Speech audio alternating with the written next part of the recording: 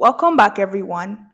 In a previous video, we talked about the internal crisis that is currently plaguing the PDP, a leadership crisis dating back to the contentious tenure of Iyonchia Ayu as national chairman has deeply divided the party. Even though Ayu stepped down, factional struggles continue, with current acting chairman Umar Damagum also facing resistance from within the party.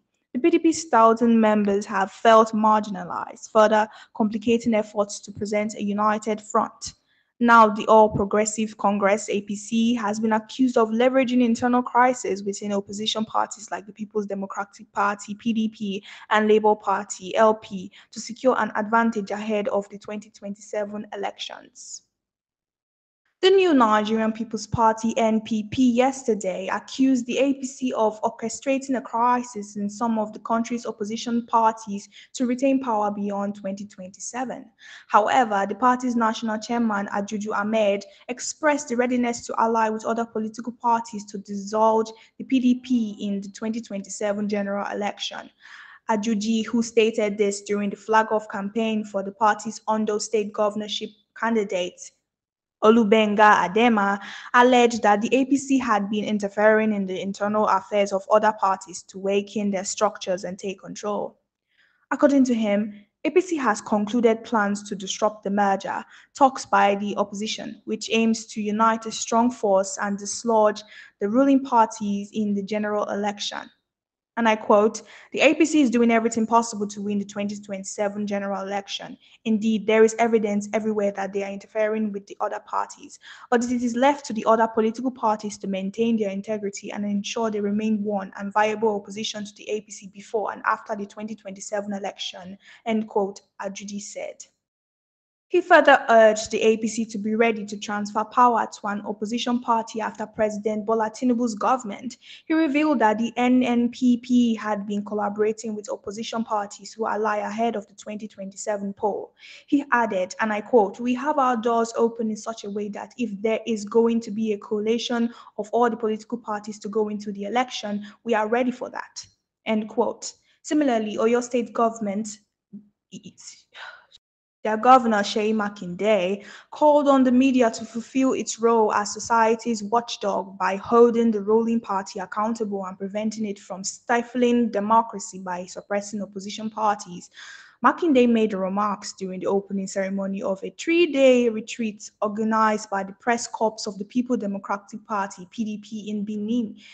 In Ibadan, with the theme, "The Role of the Media in Fostering the Transparency and Development in a Multi-Party Democracy."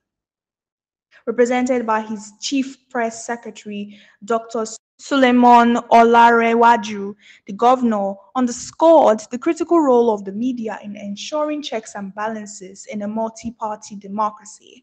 He urged journalists to hold those in power accountable and prevent the ruling party from abusing its position. And I quote, "It is imperative that the media stands up for those in power and keeps them in check for safeguard democracy. For a multi-party democracy to thrive, the media must prevent the ruling party from using its power to stifle democracy by undermining opposition parties," Makinde stated. Quoting French philosopher Baron de Montesquieu, Makinde reminded the media of the dangers of absolute power and emphasized the need for the press to prevent the ruling party from becoming autocratic. He praised the media for its efforts but encouraged journalists to continue speaking truth to power and promoting the PDP as a credible alternative. However, the PDP is still struggling to put its house in order. The party's Senate caucus convened yesterday to discuss strategies for addressing the internal conflicts currently threatening its cohesion. Following the meeting, Senator Minority Leader Abba Moro, Benue South, outlined the resolutions to restore unity within the party.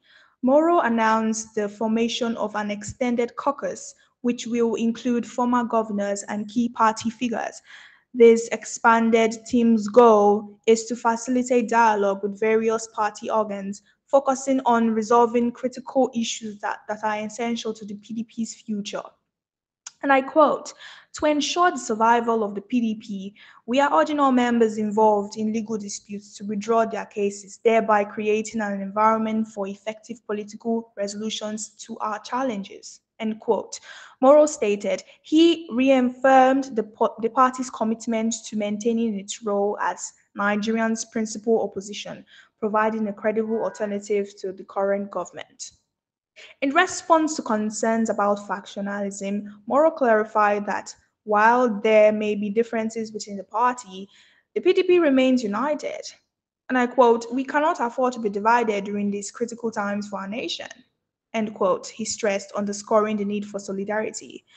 Moro also highlighted the necessity of personal sacrifice for the collective good, urging members with political aspiration to prioritize peace and cooperation within the party. And I quote, achieving personal ambitions is contingent on the strength of our party, end quote. He noted, adding that without a united PDP, individual goals might remain unattainable. The senator called on all members to work together to strengthen the party, stressing that a robust PDP is essential for the party's future and the fulfillment of personal aspirations within its rank.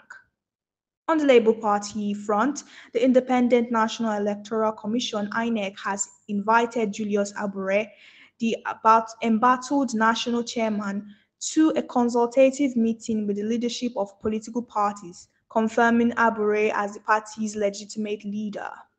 Although Peter Obi, the LP's presidential candidate in the 2023 election, has yet to declare his intention to run in 2027 amid the party's ongoing leadership crisis, Abure had earlier announced in September that the party's presidential ticket for the next election is no longer reserved for Obi. At a press briefing after the party's National Executive Committee (NEC) meeting in Abuja, Abure clarified NEC reviewed the decision of the National Convention to reserve its presidential and governorship tickets for Peter Gregory Obi and Alex Otti respectively. Consequently, all parties' tickets from the presidency to the House of Assemblies are open to all qualified Nigerians. End quote. Due to the political instability happening in the nation, one begins to wonder what will become of the future of Nigerian politics. So, what do you think? Share your opinions in the comments below. And don't forget to subscribe for more. Until next time, my people, stay strong, stay engaged, and stay hopeful. Till next time. Bye.